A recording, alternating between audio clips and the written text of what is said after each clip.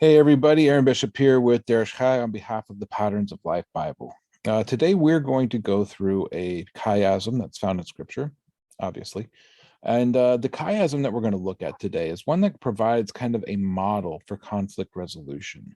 It's a story that's found in the book of Genesis, and in Genesis it's found in Pericope 58. Now, I want you to recognize when you go through the chiasms Bible, the Patterns of Life Bible, the chapters and verses don't matter so much anymore. The the way that you identify where you are in the Patterns of Life Bible is based on the pericope that you're looking at. So while we're in pericope 58, it's actually Genesis chapter 33. And recognize that the chapters and verses, those aren't scriptural. Those were not added by the original authors. They were added much later, 15th and 16th century, by people who were trying to make the Bible more accessible, more readable, and better able to identify exactly where someone's quoting from. So changing this, it's a bit of tradition, but it's just it's a new way of organizing the Bible.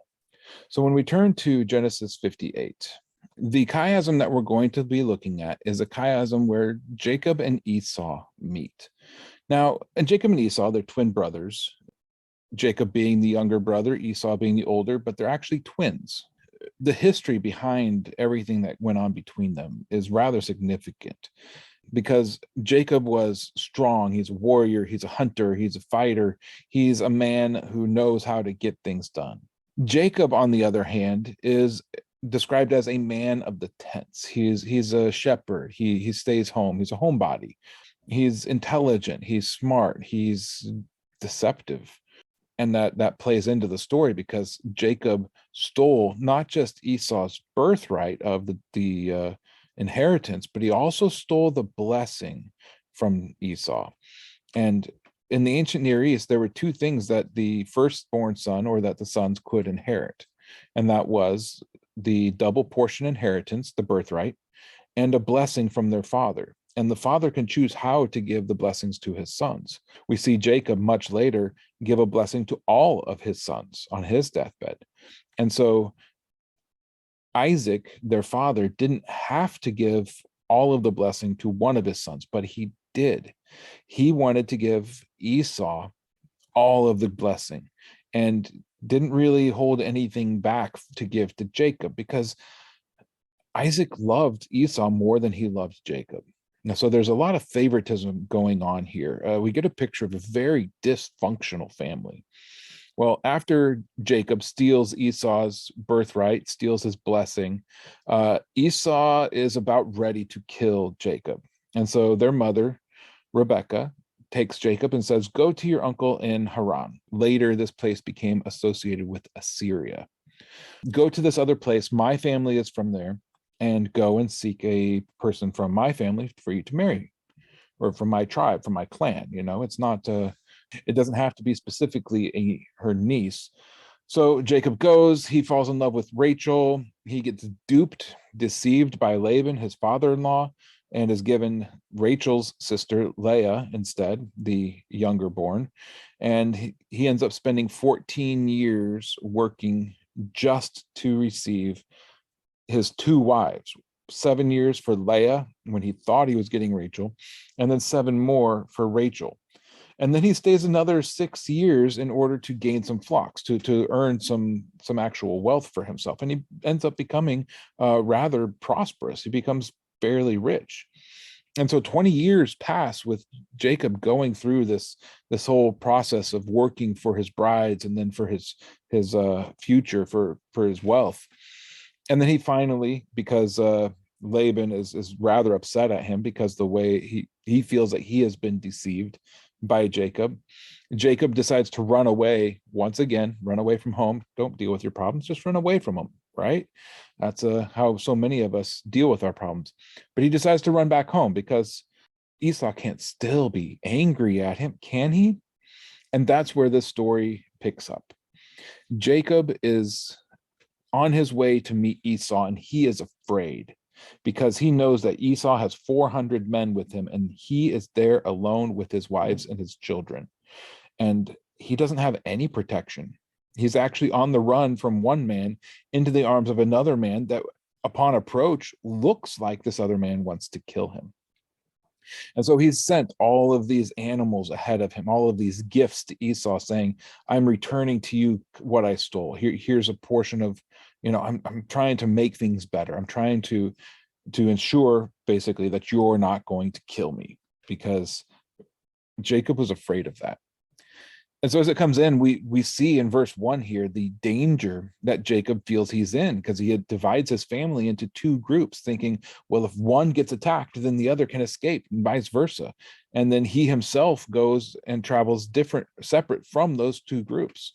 So there's, in essence, three groups that are approaching. And his idea is to try to protect part of his family.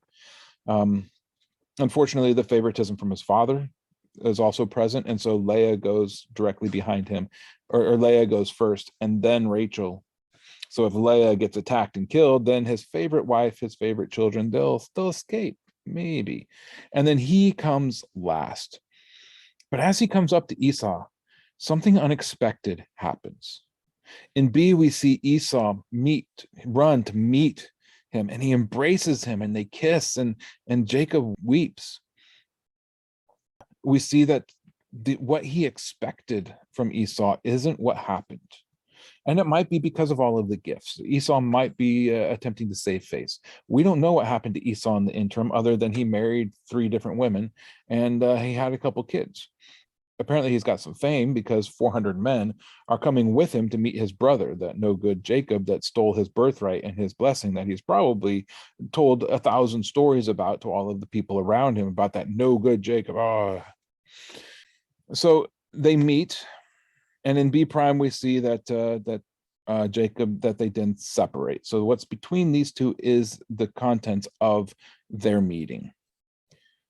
And so Jacob Esau lifts up his eyes, and he sees the women and the children. Who are these? These are who God has graciously given to his servant. So Jacob is recounting his own blessing, the favor that he has found in God's eyes. And then in C prime, we find Jacob seeking favor in Esau's eyes as well. He doesn't want to just be okay with God. He wants to be okay with God and man. And that's a pretty significant thing, because we are told, as far as it is within our power, to be at peace with everyone. And we read of Yeshua later, Jesus, finding favor with both God and man. And we see Jacob, who is the ancestor of Jesus, also finding favor with God and finding favor with man. In D, then, we read of Jacob's children. The handmaidens came near, the children bowed themselves. Leah with her children came near, they bowed. They show him respect, they show him honor that he actually deserves as the firstborn. And in D prime, Esau has just enticed them, said, come with us, we'll travel back, and we'll go back and see dad. And Jacob says, no, don't force us, we've got little ones here. Joseph is really young at this point, and so, we've got these young animals here, and don't force us into a hard march. Let us take our time, and we'll meet you there later. But when we read A prime, we recognize that Jacob didn't follow through. He didn't actually go to where Esau had went. He went his own way. He went to Shechem, to a small place that he called Sukkot, a place that's very near to the city of Shechem. In the next chapter, some very terrible things actually occur in that city. Then in E, again, we read of them finding favor, or finding grace in many translations. And he said, what meanest thou by all this drove which I met? And he said, they are here to find grace in the sight of my Lord, that Lord being Esau. So why do you have all these animals? Well, I'm bringing these animals in order to find grace with you. Oh, see, he's not talking about the animals that are following him. He's talking about the animals that came, or that he gave as gifts, because he gave a lot of animals to Esau before he sent any of his family. In the previous pericope, he sent a lot of animals as gifts to Esau. And then in E prime, take, I pray thee, the blessing that is brought to thee, because God has dealt graciously with me. Again, we get that contrast of finding favor, grace in the sight of Esau, and finding grace and favor in the sight of God. This time it's in a different order. Previously in C, it was God, and then in C prime, it was Esau. This time in D, or in E, it's Esau, and then in E prime, it's God. But again, that's that same theme of finding favor with God and with your brother is there. And then right there in the center, and Esau said, but I have enough. I've become successful in my own right. Keep what you have. In other words, I don't want to be in your debt. I don't want to be in a place where I can't take revenge. And that right there, that this request, it's not just him saying, no, no, no, no, I've got enough. There's an underlying assumptions that are going on here in the Middle Eastern culture, especially in the ancient world. You give a gift to someone, then you are expected to look out for their good. If you accept a gift from someone, again, there were terms. This is why Abraham couldn't just accept the cave of Machpelah as a gift when he tried to buy it for Sarah as a tomb. He had to pay for it. He had to pay for it because as a gift, there would have been a whole set of rules and regulations and assumed cultural laws that would have been expected of Abraham. Here, the same thing applies. Esau's not sure he wants the gift. He still wants to be able at some point in the future to maybe take revenge upon Jacob. He doesn't want to be in his debt in any way. He wants Jacob fully in his debt. But Jacob says, no, please, I pray, if I have found grace in your eyes, then receive my gift. Because seeing you is like seeing the face of God, and finding God is pleased with me. Now that's pretty significant, because we read in other places that if you see the face of God, especially in Exodus chapter 33, when Moses asks to see God's face, God says, no, you can't see my face and live. And so Jacob is basically referring to that whole idea. Seeing your face and living through it, it's like seeing the face of God. I didn't expect to live through this. I was so scared for my life, but if I have found grace and favor in your eyes, then take this gift from me and don't hold what I did against you. Esau accepting this gift from Jacob was a recognition that he had been forgiven by Esau. However, Middle Eastern culture being what it was, Jacob still took the protective measure of not following Esau when Esau left. Instead, going to Shechem, going to his own place, and attempting to start life anew in this new location with his family. Again, that leads to all sorts of trouble, but that is for another time. So in the New Testament, we read Yeshua saying, if you're on your way to offer a sacrifice and you recognize your brother has something against you, go and make it right with your brother and then come and offer your sacrifice. But what do we find in this story and in the entire story of Jacob? Verse 20, the very last verse of this pericope, Jacob builds an altar. Now, if we look, this is the very first altar that Jacob ever built. Before this point, he had never built an altar before. Why is that?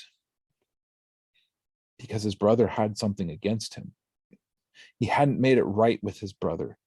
In a way, he wasn't worthy of standing before God in worship and honesty and as a man with this hanging over his head, this act of treachery that hadn't been repaid, this act of deception that hadn't been forgiven.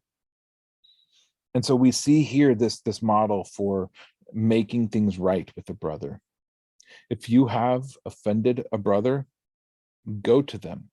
And as we see here, show honor to that brother. Give gifts to that brother.